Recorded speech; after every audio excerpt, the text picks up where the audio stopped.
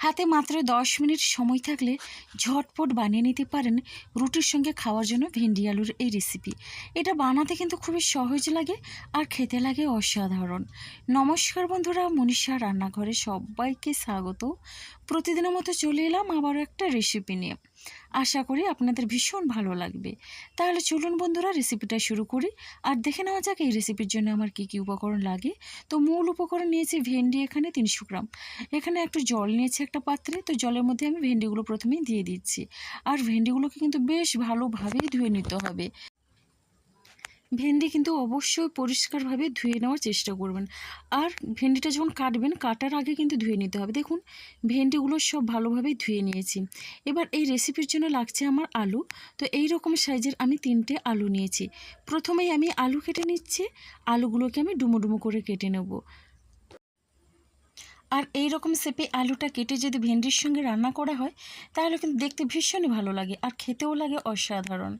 বাচ্চা থেকে বড় সবাই কিন্তু খুবই তৃপ্তি করে খাবে ভেন্ডির এই রেসিপিটা।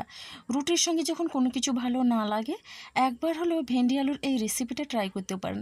তো শুকনো শুকনো ভেন্ডি আলুর এই ভাজা একবার খেলে মুখে কিন্তু স্বাদ লেগে থাকবে। তো আলুগুলো কেটে নিলাম আর আলুগুলো কেটে কিন্তু আমি ধুয়ে নেব।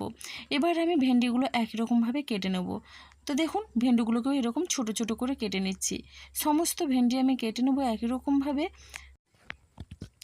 বাচ্চা বড় সবাই কিন্তু তৃপ্তি করে খাবে। ভেন্ডির এই রেসিপিটা খেতে এতটাই ভালো লাগে। বন্ধুরা দেখুন এখানে আমি সমস্ত ভেন্ডি একই রকমভাবে কেটে নিয়েছি। আর ভেন্ডিগুলো কিন্তু এরকম একটু ছোট করে কেটে নিতে হবে। দেখুন ভেন্ডিগুলো কতটা ছোট করে কেটে নিয়েছি। তো এইরকম ছোট করে কেটে নিলে কিন্তু ভেন্ডিগুলো খুবই সুন্দরভাবে ভাজা হয়। ভেন্ডির মধ্যে কিন্তু সমস্ত মশলা খুব সুন্দরভাবেই ঢুকবে। এবারে দেখুন বন্ধুরা এখানে নিয়েছি আলুগুলো এইরকম ছোট ছোট করে কেটে নিয়েছি।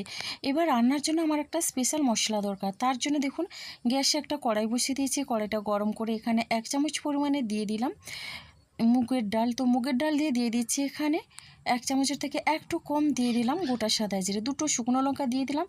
এখন একটু নাড়াচাড়া করে আমি এটা ভেজে নেব।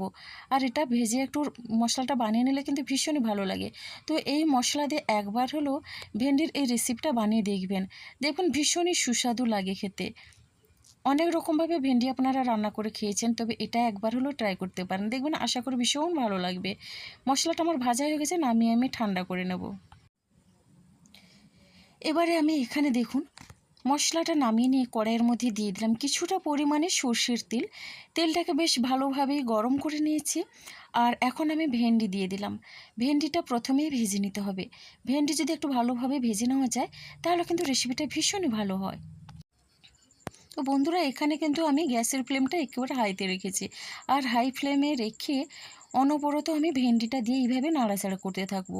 ভেন্ডিটা কাটার পরে দেখবেন অনেক সময় পিচ্ছিল ভাবটা থেকে যায়। তো এই পিচ্ছিল ভাবের জন্য অনেকেই কিন্তু ভেন্ডি খেতে পছন্দ করে না। তো এইভাবে অনবরত নাড়াচাড়া করে নিলে কি হয়, পিচ্ছিল ভাবটা খুব সহজেই কেটে যায়। এবারে আমি ভেন্ডির মধ্যে দিয়ে দিচ্ছি স্বাদ অনুসারে লবণ। আর দিয়ে দিচ্ছি এখানে হলুদের গুঁড়ো। লবণ আর হলুদের গুঁড়ো দিয়ে বেশ ভালোভাবেই নাড়াচাড়া করে ভেন্ডির সঙ্গে মিশিয়ে নেব। এই পদ্ধতিতে একবার হলেও ভেন্ডি রান্না করে দেখবেন, বাড়ির সবাই কিন্তু খেয়ে প্রশংসা করতে বাধ্য হবে। কিছু সময় ধরে এইভাবে নাড়াচাড়া করে নিলাম।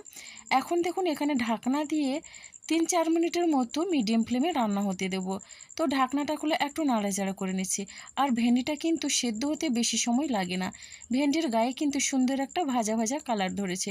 তবে আরও 2 মিনিটের মতো এইভাবে ঢাকনা খোলা অবস্থায় একটু নাড়াচাড়া করে ভেন্ডিটাকে ভেজে নিতে হবে। তাহলে ভেন্ডির একটা কাঁচা গন্ধ থাকে সেটাও কিন্তু চলে যাবে আর খেতেও কিন্তু দারুণ হবে। ভেন্ডি ভাজা হয়ে গেছে আর এখন আমি ভেন্ডি ভাজাগুলো তুলে নিচ্ছি একটা পাত্রের মধ্যে। দেখুন এখানে কিন্তু খুব সুন্দরভাবে ভেন্ডিটা ভাজা হয়ে গেছে, দেখেই বুঝতে পারছেন। এবারে দেখুন কড়াইয়ের মধ্যে আরও একটু দিয়ে দিলাম সর্ষের তেল। তেলটাকে এখন গরম করে নেব। এখন আমি তেলের মধ্যে দিয়ে দিচ্ছি এখানে 1/2 চামচ পরিমাণে গোটা জিরে ফোড়ন। এখানে জিরেটাকে হালকা করে ভেজে নিতে হবে, তাহলে দেখবেন জিরে থেকে একটা মিষ্টি গন্ধ আসবে। তো এই রকম ভাজা ভাজা মিষ্টি গন্ধ আসলে এখানে আমি দিয়ে দিচ্ছি কেটে রাখা আলুগুলোকেও ভেজে নিতে হবে। আমি কিন্তু এখানে একসঙ্গে আলু আর ভেন্ডি ভাজলাম না, কেননা আলুটা সেদ্ধ হতে একটু সময় লাগে আর ভেন্ডিটা কিন্তু খুব তাড়াতাড়ি সেদ্ধ হয়ে যায়। তার জন্য একসঙ্গে না ভেজে আলাদা করে ভেজে নিচ্ছি। এবারে এখানে দিয়ে দিচ্ছি হলুদের গুঁড়ো আর দিচ্ছি লবণ স্বাদ অনুসারে। লবণটা একটু দেখে বুঝিয়ে দিতে হবে, যেহেতু ভেন্ডির সঙ্গে আমি কিছুটা লবণ দিয়েছিলাম। এইভাবে নাড়াচাড়া করে নিচ্ছি আর আলুটাকেও একই রকমভাবে একটু লাল লাল করে ভেজে নেব। এবার এখানে আমি দিয়ে দিচ্ছি 2টো কাঁচা লঙ্কা কুচি। ঢাকনা দিয়ে এটা রান্না হতে দিলাম। ততক্ষণে আমি এখানে মশলাটা করে নিচ্ছি। তো ভেজে রাখা ওই ডাল আর জিরের আর শুকনো লঙ্কাটা দিয়ে দিলাম। সঙ্গে দিয়ে দিচ্ছি এখানে 1 মুঠোর মতো চিনাবাদাম। এখন আমি এর মশলাটা করে নিয়েছি আর দেখুন বন্ধুরা, মশলাটা কিন্তু আমার রেডি হয়ে গেল। এই মশলাটা একেবারে মিহি করে নিয়ে একটু দানা দানা রেখেছি। তাহলে ভেন্ডির এই রেসিপির মধ্যে মশলার এই দানাগুলো মুখে পড়লে কিন্তু ভীষণই খেতে ভালো লাগবে। আর যে কোনো সবজি রেসিপিতে এই মশলাটা দিয়ে দেখবেন, যে কোনো সবজি কিন্তু দারুণ হয় খেতে। এবার দেখুন আমি আলুটা ভাজতে রেখে দিয়েছিলাম, তো ঢাকনা খুলে একটু নাড়াচাড়া করে নিয়েছি। আলুর গায়ে কিন্তু খুবই সুন্দর একটা কালার ধরেছে। এখানে আমি ভেন্ডি যেরকম একটু ভাজা ভাজা করে নিয়েছি, আলুটাকেও সেভাবে ভেজে নিতে হবে। তো ঢাকনা দিয়ে আরও 3-4 মিনিটের মতো লো ফ্লেমে ভেজে নিয়েছিলাম। দেখুন আলু কিন্তু খুব সুন্দরভাবে সেদ্ধ হয়ে গেছে। এবারে এইভাবে একটু নাড়াচাড়া করে নিয়ে এখানে আমি ওই মশলাটা দিয়ে দেবো একটু। তো অল্প পরিমাণে প্রথমে মশলাটা দিলাম, বাকি মশলাটা কিন্তু আমি পরে দেবো। এবার মশলাটা দিয়ে এখানে আমি দিয়ে দিচ্ছি ভেজে রাখা ভেন্ডি। যে কোনো নিরামিষ দিনে বন্ধুরা ভেন্ডির এই রেসিপিটা বানিয়ে দেখবেন, ভীষণই ভালো লাগবে। দুপুরে ডাল ভাতের সাথে এটা থাকলে কিন্তু আর কোনো কিছুর প্রয়োজন হবে না। এবার ভেন্ডি আলু মশলার সঙ্গে বেশ ভালোভাবেই নাড়াচাড়া করে নিচ্ছি। গ্যাসের ফ্লেমটা কিন্তু আমি মিডিয়ামে রেখেছি, মিডিয়াম ফ্লেমে রেখে রান্নাটা করে নেব। এবারে দেখুন ঢাকনা দিয়ে আরও 3-4 মিনিটের মতো রান্না হতে দেব। তাহলে কিন্তু আলু ভেন্ডি খুব সুন্দরভাবে মশলার সঙ্গে ভাজা ভাজা হয়ে যাবে। দেখুন এইভাবে কিছু সময় ধরে নাড়াচাড়া করে নিয়ে বাকি যে মশলাটা ছিল ওই বাকি মশলাটাও দিয়ে দিলাম। এবার মশলাটা দিয়ে বেশ ভালোভাবে মিশিয়ে নেব। আমি কিন্তু ভেন্ডির এই রেসিপিতে বেশি কিছু মশলা ব্যবহার করিনি, সামান্য কয়েকটা মশলা দিয়ে কিন্তু দারুণ রান্না হয়ে যায় ভেন্ডির এই রেসিপিটা। দেখুন এখন খুবই সুন্দরভাবে একটু ভাজা ভাজা হয়ে গেছে। তো মশলাটা দেওয়ার পরে একটু শুকনো শুকনো হওয়ার জন্য এখানে আরও 1 চামচের মতো কাঁচা সর্ষের তেল দিয়ে দিলাম। আর নামানোর আগে একটু কাঁচা সর্ষের তেল দিলে কিন্তু দারুণ টেস্টি হয় ভেন্ডি আলুর এই রেসিপিটা। আর মশলাগুলো খুব সুন্দরভাবে একটু ভাজা হয়ে যায় তেলের সঙ্গে। এবার নামানোর আগে দিয়ে দিচ্ছি এখানে একটু পোস্ত, 1 চামচের মতো পোস্ত নিয়েছি। এবার আমি পোস্ত দানাগুলো একটু ছড়িয়ে দিলাম। পোস্ত দিয়ে একটু নাড়াচাড়া করে নিচ্ছি। আর পোস্ত দিয়ে কিন্তু বেশি সময় ধরে ভাজার কোনো দরকার নেই। রেসিপিটা অবশ্যই একবার ট্রাই করবেন আর কেমন লাগলো কমেন্ট করতে ভুলবেন না। আপনাদের একটা মিষ্টি কমেন্ট কিন্তু আমাকে অনেকটা উৎসাহ দেয় নতুন নতুন রেসিপি বানানোর জন্য।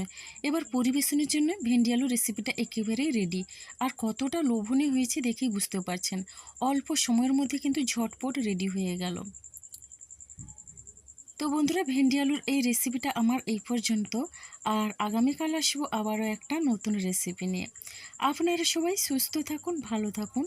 অসংখ্য ধন্যবাদ আর অনেক অনেক ভালোবাসা রইল আমার সোনা বন্ধুদের জন্যে।